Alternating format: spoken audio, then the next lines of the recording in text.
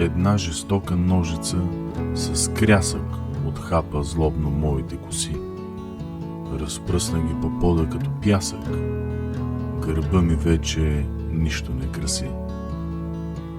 Червената ми рокля в гардероба посърнала, измачкана лежи.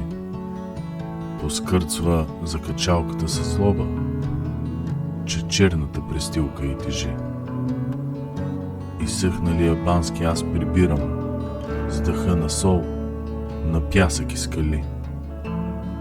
Морето е горчиво като бира, че трябва с него да се разделим.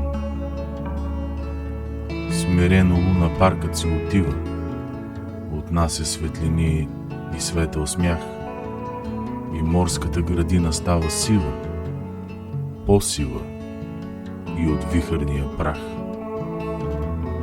Довиждане, красиво мое лято, аз вярвам, че ще бъда с тебе пак. Днес бързам да се слея с моето ято, щастлива пред училищния брак.